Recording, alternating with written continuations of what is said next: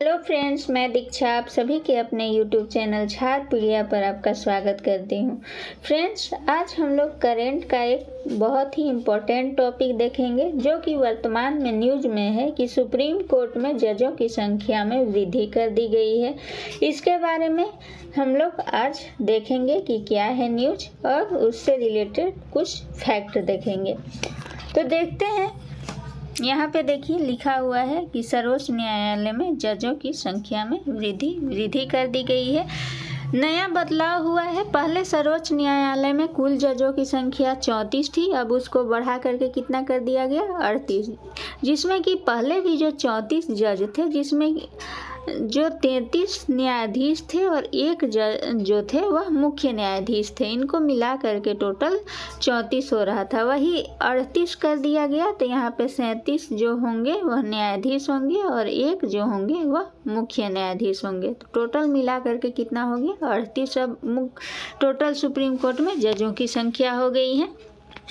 और कौन से अधिनियम के तहत ये किया गया है संशोधन? तो सर्वोच्च न्यायालय अधिनियम 2025 के तहत जजों की संख्या में वृद्धि की गई है और राष्ट्रपति के स्वीकृति के बाद अधिसूचना जारी होगा और उसके बाद वह लागू हो जाएगा। अब वर्तमान की संरचना क्या होगी फ्रेंड्स? तो एक मुख्य न्यायाधीश होंगे और अन्य न्यायाधीश कितने होंगे? 37। टोटल कितने जज होंगे सुप्रीम कोर्ट में? तो 38। तो सवाल ऐसा उठता है कि आखिर हम लोगों के पास सुप्रीम कोर्ट में ऑलरेडी 34 जज थे, तो उन जजों की संख्या बढ़ाने की आवश्यकता क्यों पड़ी? तो जैसा कि आप लोग सब जानते हैं कि कितना सारा हमारे देश में केस जो है वह पेंडिंग है। न्याय आने में, किसी भी व्यक्ति को न्याय मिलने में कोर्ट कचहरी का चक्कर में कितना समय लग जाता है। तो उस व्यक्ति को न्याय जल्दी मिले, लंबित मामला का जल्दी से जल्दी निपटान किया जा सके, यही सब रीजन के वजह से जजों की संख्या बढ़ाई गई है। देखिए यहाँ पे लिखा गया है कि पहला क्या जजों की संख्या बढ़ाने का पहला जो जरूरत था वह क्यों था कि लंबित मामले, वर्तमान में न्यायालयों में 70,000 से अधिक लंबित मामले पेंडिंग हैं। इसकी वजह से न्यायालय में बोझ बहुत बढ़ते जा रहा था। मुकदमों का बढ़ते बोझ को कम करने के लिए और त्वरित न्याय देने के लिए।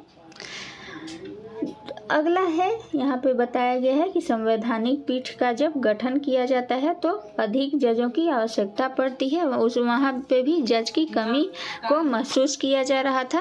और आगे बताया गया है यहाँ पे कि समय पर न्याय, मतलब नागरिकों को न्याय में देरी हो रही थी, न्याय से वंचित हो जा रहे थे लोग। तो इस स्थिति से बचने के लिए जजों की संख्या में वृद्धि की गई है। ठीक है फ्रेंड्स, जजों की संख्या को बढ़ाने का 6 स्टेप है। 6 प्रक्रिया के बाद जजों की संख्या में वृद्धि होती है और यह पावर सिर्फ जजों की संख्या में वृद्धि करने का पावर सिर्फ और सिर्फ संसद के पास होता है। तो इसमें पहला प्रक्रिया क्या है? तो पहला है कि ज़रूरत की पहचान, मतलब कानून को आयोग या न्यायपालिका को या सरकार को लंबित मामलों के आधार पे आवश्यकता महसूस होती है कि अब बहुत ज़्यादा मामला लंबित है, तो इसलिए जजों की संख्या में वृद्धि कर देनी चाहिए। मतलब आवश्यकता पहले इन लोगों को महसूस होगा, तब ये लोग क्या करेंगे? एक ड्राफ्ट तैयार करेंगे और केंद्र सरकार जो है उस ड्राफ्ट को तैयार करेगी। यहाँ पे देखिए लिखा गया है कि केंद्र सरकार विधेयक का मसौदा तैयार करती है।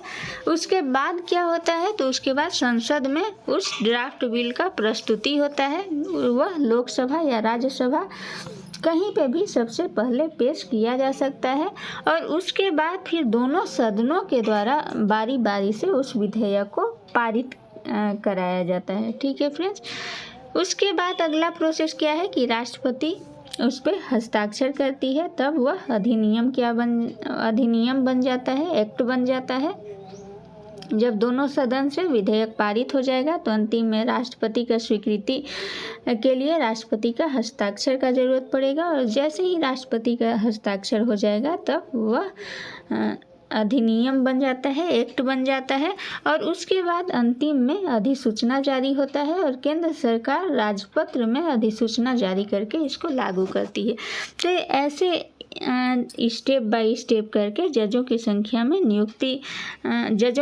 में वृद्धि की जाती है। और यहाँ से ये नहीं समझिएगा फ्रेंड्स कि जैसे ही जजों की संख्या में वृद्धि हुई वैसे ही तुरंत उनका नियुक्ति नहीं कर दिया जाता है। जजों का, सुप्रीम कोर्ट के जजों की नियुक्ति का एक प्रावधान है जो है कॉलेजियम प्रणाली। कॉलेजियम प्रणाली के तहत ही सुप्रीम कोर्ट में जजों की नियुक्ति की जाती है। अब सुप्रीम कोर्ट और उनके जजों की नियुक्ति योग्यता से संबंधित कुछ अनुच्छेद हैं हमारे संविधान में, उसको हम लोग देख लेते हैं। तो संबंधित संवैधानिक प्रावधान क्या क्या है। तो अनुच्छेद 124 में बताया गया है कि सर्वोच्च न्यायालय की स्थापना, संरचना, जजों की नियुक्ति और योग्यता। 124 जो है आर्टिकल, उसी में सर्वोच्च न्यायालय की स्थापना के बारे में बताया गया है, उसके संरचना के बारे में, और जजों की नियुक्ति कैसी होगी और उनका योग्यता क्या होना चाहिए उस पद पे स्थापित होने के लिए, इसके बारे में आर्टिकल 124 के बारे में बताया गया है।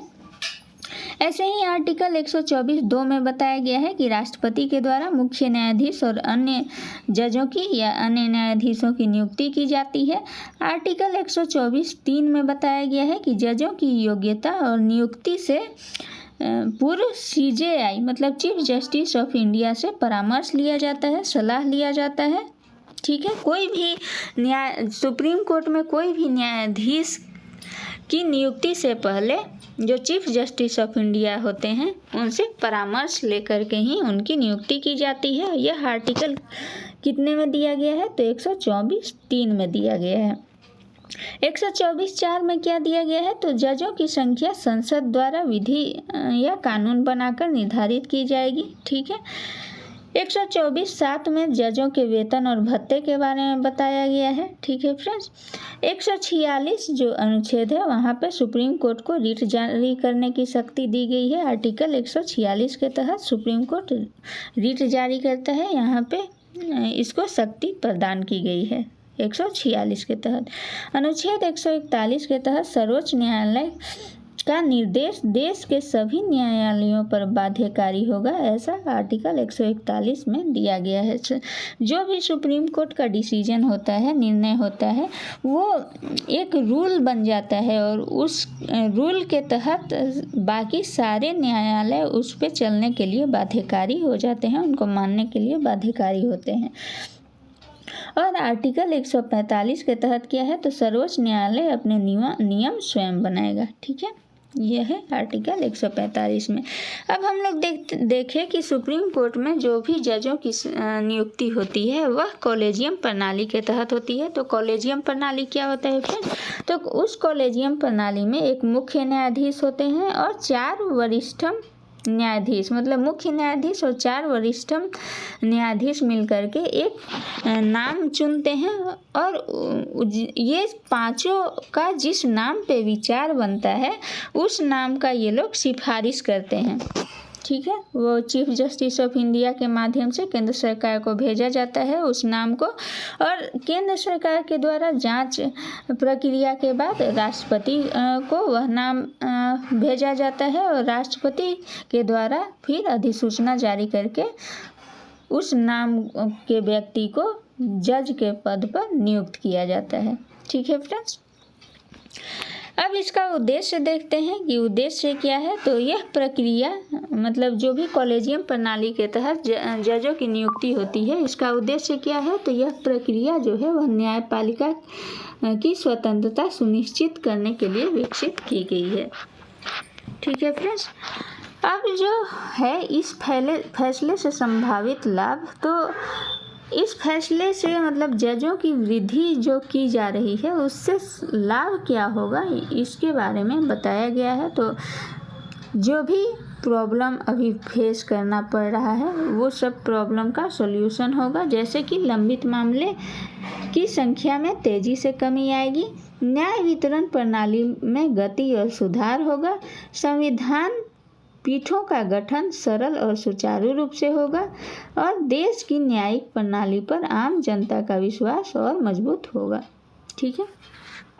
तो ये था फ्रेंड्स आज का टॉपिक कि सुप्रीम कोर्ट में जजों की संख्या का वृद्धि कर दिया गया है। यहाँ से आप लोग ये 4-5 पॉइंट बहुत ध्यान में रखिएगा। जैसे पहले 34 था, अब सुप्रीम कोर्ट में कुल जजों की संख्या कितनी कर दी गई है? 38 की कर दी गई है, जिसमें कि 37 न्यायाधीश होंगे और एक मुख्य न्यायाधीश होंगे। आर्टिकल इससे रिलेटेड कुछ है, उसको आप लोग देख लीजिएगा कि आर्टिकल में कौन कौन सा इम्पोर्टेंट है। जैसे कि आर्टिकल 124 इम्पोर्टेंट है, वैसे ही आर्टिकल 124(2) इम्पोर्टेंट है। तो कुछ कुछ आर्टिकल आप लोग यहाँ से ध्यान में रखिएगा। और ये ध्यान में रखिएगा कि जो जजों की नियुक्ति की गई है वह किस अधिनियम के तहत की गई है। तो जजों की नियुक्ति से संबंधित अधिनियम कौन सा है? तो सर्वोच्च न्यायालय अधिनियम 2025। ठीक है। तो आपको हमारा आज का ये टॉपिक कैसा लगा फ्रेंड्स, कमेंट करके ज़रूर बताइएगा। मिलते हैं अब अगले वीडियो में, तब तक के लिए धन्यवाद।